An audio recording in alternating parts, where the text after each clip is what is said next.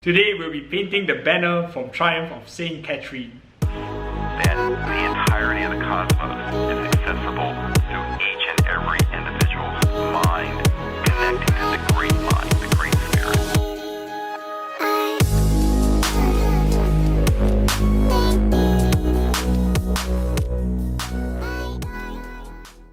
Welcome back to the channel, collectors. So today we are going to experiment on a new content format where the wet palette will always be on the top corner so that you guys get to see my micro corrections and we get to learn from each other. Alright, so today we'll be painting the banner from Saint Katherine. I'm going to cover some old topics, which is black cloth, non-metallic metal, gold, and how to paint scrolls. So all these things can be found in the show notes below. Okay, so if you're ready, let us begin.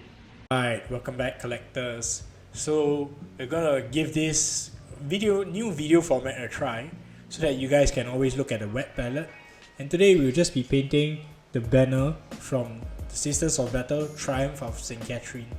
Okay, as you guys have seen in many videos, I'm painting a black cloth now. So the black cloth can be seen in many of my videos, such as how I painted the barmaid. As you guys can see, links will be in the show notes. I think the barmaid video isn't out at the time of this recording, so yeah.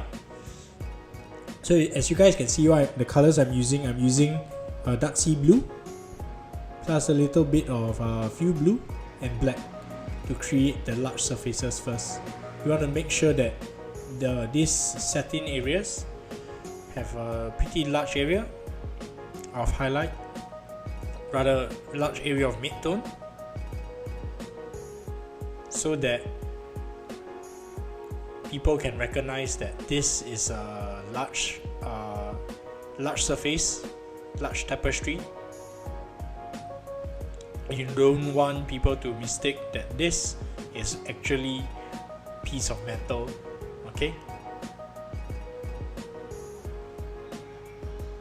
So what's new in this video format is that I want to make sure that all you collectors are able to look at the wet palette when I make micro changes. The big step changes will still be done using the full wet palette expanding. However, the micro changes will be done as such, where you guys can still look at the painting and see how I pick up some colors. Okay. So now still working on black. Gradually I'll be adding in more fuel blue and more ivory into the mix.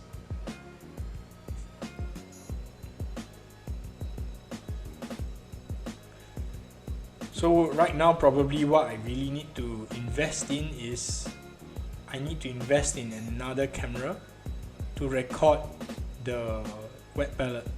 Because right now the wet palette is being recorded by a webcam and the resolution isn't as good as I would like it to be. Currently we're still in lockdown. I do have another camera in the studio, but this is all I have to work with right now, and yep.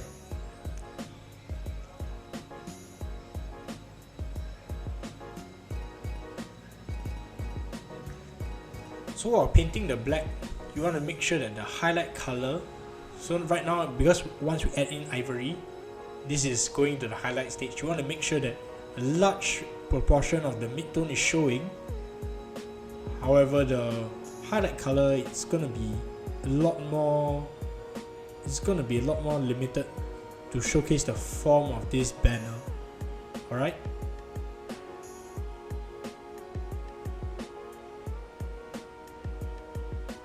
I'm also using a stippling technique so that I can give this surface a rough finish. So this rough finish will allow viewers to perceive this surface as a thick cotton fabric looking material rather than a smooth satin finish material. Okay, so now I added slightly more ivory into the mix, and I'm focusing on the highlights.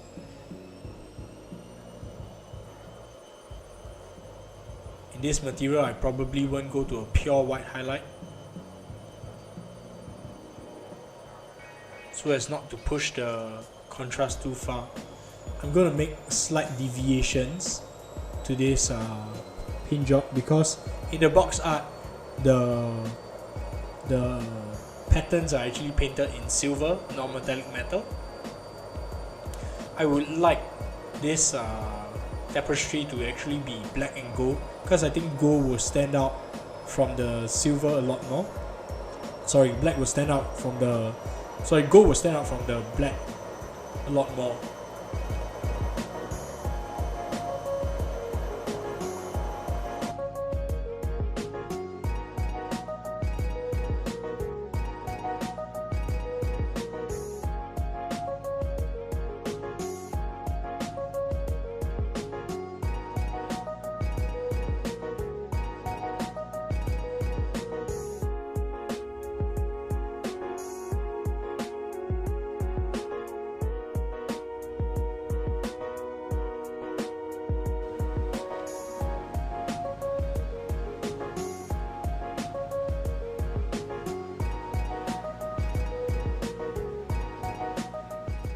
Alright, so right now we're gonna start on the gold emblems.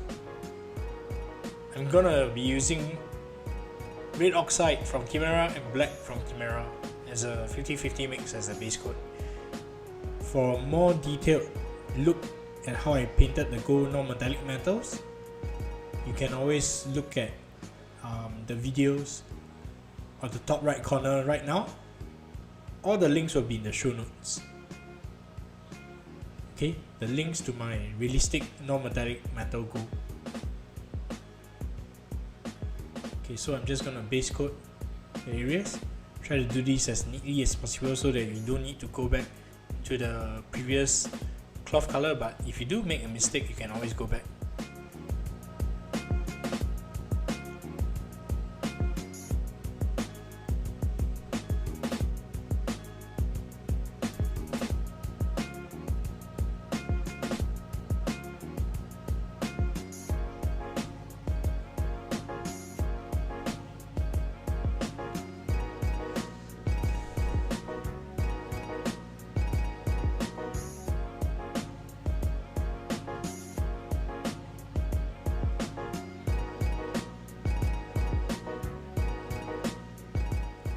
So you want to do this, as I said, as neatly as possible. So you want to have a smaller brush to start to base coat the surfaces.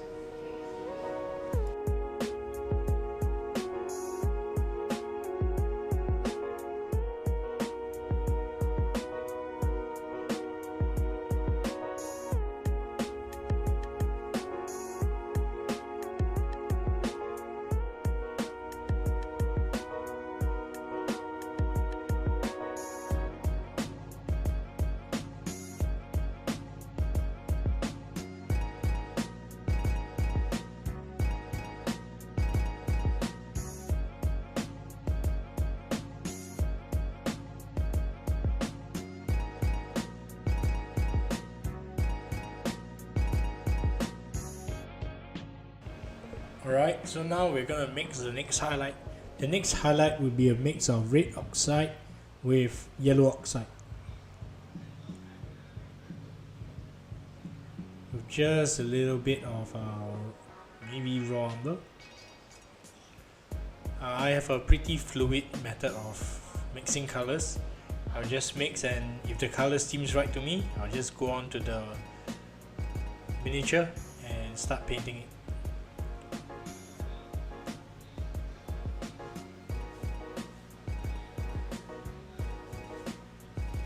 Alright, so with this highlight color done, an important point of this part is that this highlight color needs to be coherent to the banner.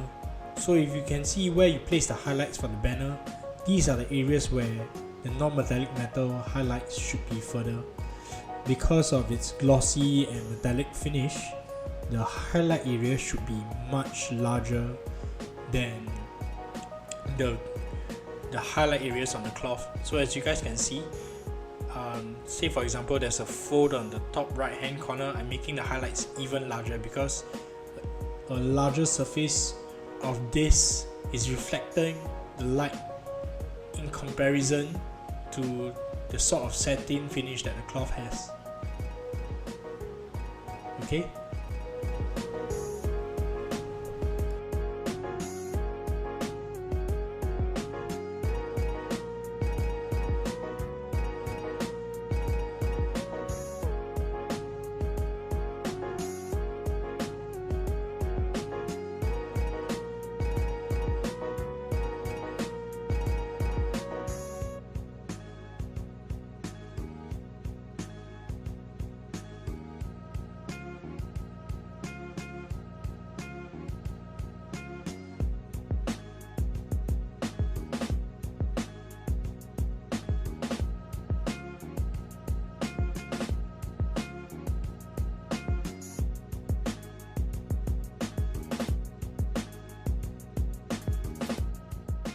So you want to do this gradually, layer by layer, and building up the highlights. Don't do this in one thick coat, because when you do it in thin gradual layers, you can actually have a lot more control, and you won't, when you spot a mistake, it's easier to fix. So right now what I'm doing is I am adding in more yellow oxide to push the highlights even further. Rather, this is not a highlight stitch yet. What I'm doing right now is I'm actually creating the midtones. Okay, so the midtones has a two-part variation to color. It starts off red, gradually turns into a sort of like this ochre yellow color, and eventually it will be the highlight colors next.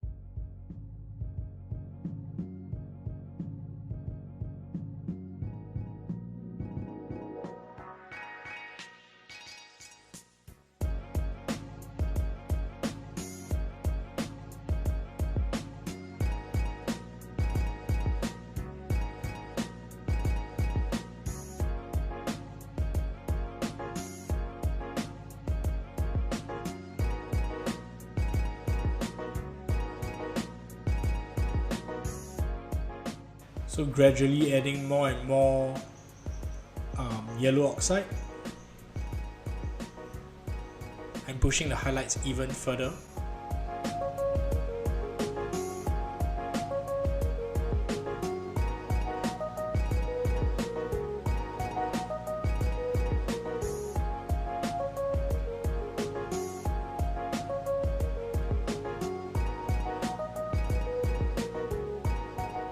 And this would probably be near the end of the mid-tone stage, and I'll be pushing up the values into a highlight level pretty soon.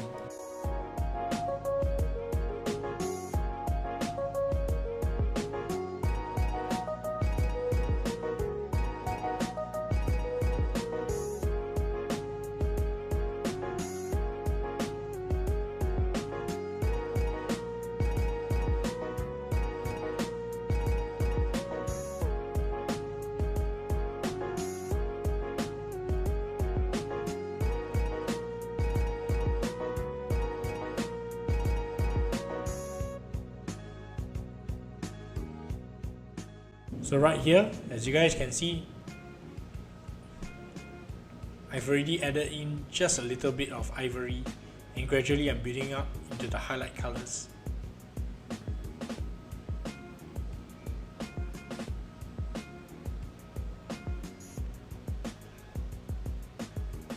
You want to make sure that these highlight colors are large and you want to make sure that a bit of the midtone color is mixed into the highlight color so that it doesn't lose all its saturation.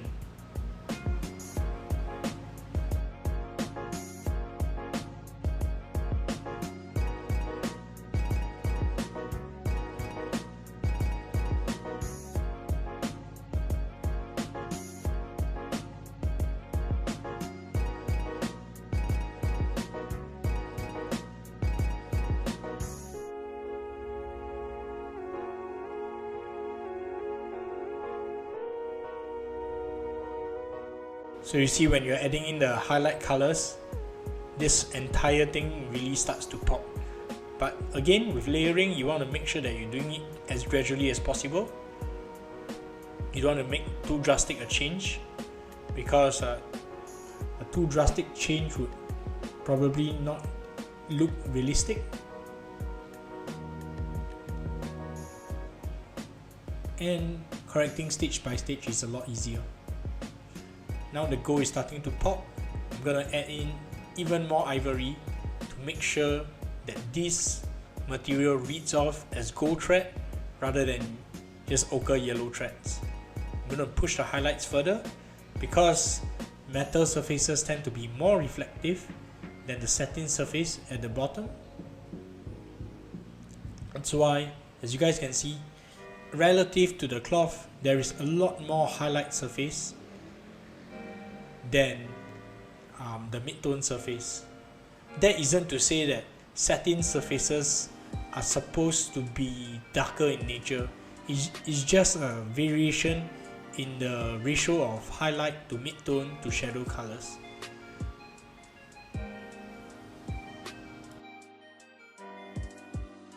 So right now at this stage, I'm adding in almost pure Vallejo model color ivory.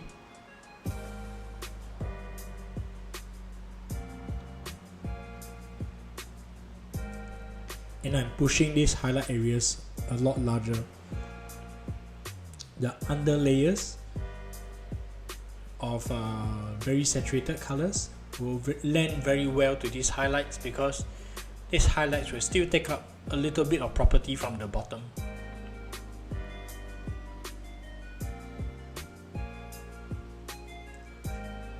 Now the entire surface looks so much more readable. I'm really quite happy with the result right now.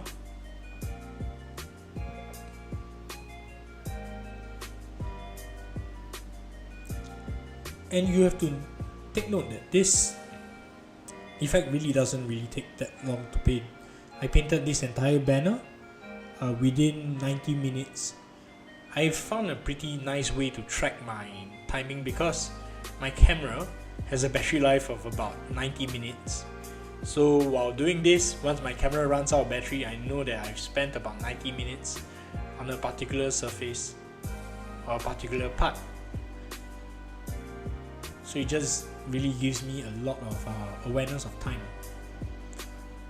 So what I like to do with gold is that I like to use white, but I mix in just a tinge of Chimera green. I don't know what's up with the Chimera green, but it just lends that extra level of contrast because it's cool, and because it's green, it reflects a little bit of the surrounding. Probably, in my opinion, it's more like the sky color. So while it's yellow, it still reflects a bit of the environment. Hence, it lends a lot more realism to the entire paint job.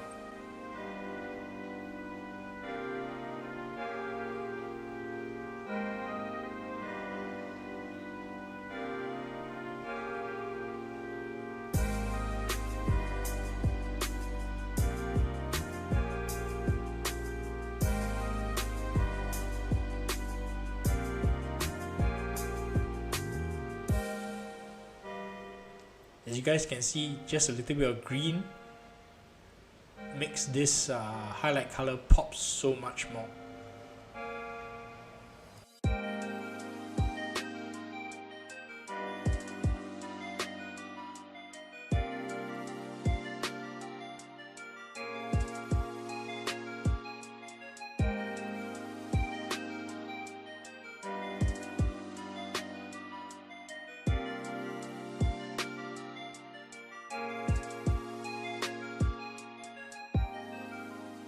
Now I'm gonna be painting the scroll work. I'm gonna be very briefly talking about the colors. It's just German beige and raw umber. More details and a more detailed look can be seen in my scroll painting video. The links on the top right hand corner and in the show notes.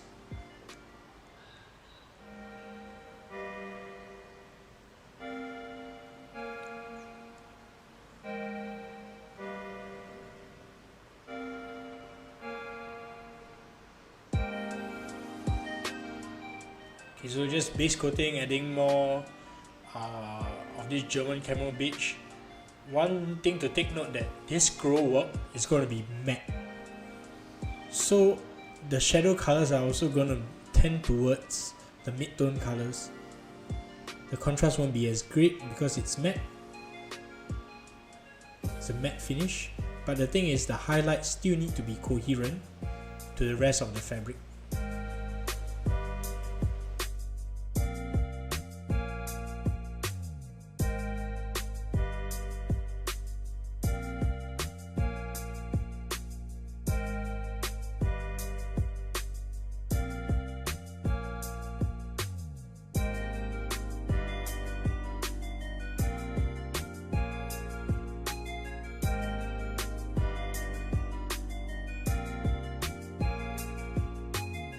Here I'm planning the words very soon. Just using a bit of black. And I'm gonna just check the spacing in between. And I'm gonna put the words equidistant. So for writing words, letters, it's ideal to make the words equidistant. Plan out the word in advance with a reference image. And after that, create this color. So it's a black brown color, black plus burnt umber. You want to make sure that brush is dry, but then the paint is dilute. I know it sounds like a contradiction, but it makes it a lot easier to write.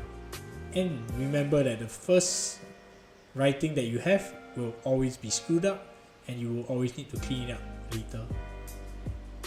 At least just for me, because I don't think I'm a very good freehander.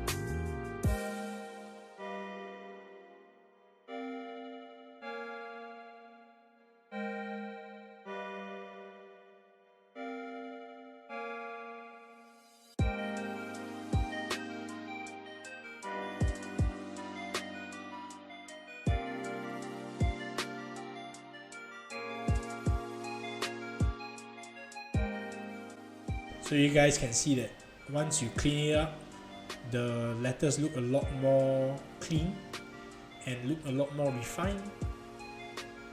And I'm proud to say that I've done the entire thing in 90 minutes, and I know that you guys can do it too.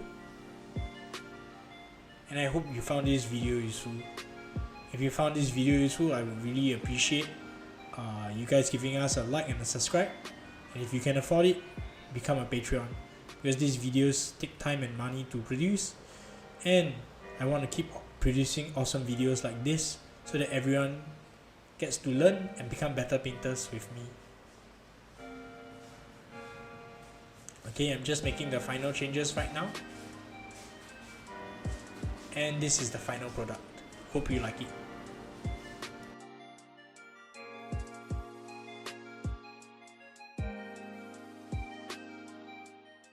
So what do you think of this new video format? Do you like it? Let me know in the comments below, alright?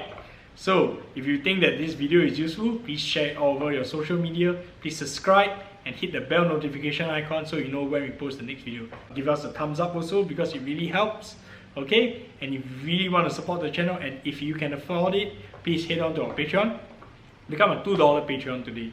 A $2 Patreon gets extended play footage to many of my tutorials, and also you guys get to scrutinize every single brush stroke which I do. Okay, if you can afford it even further, become a higher tier Patreon, and you guys get exclusive videos so that we get to learn from each other and we get to become better painters together.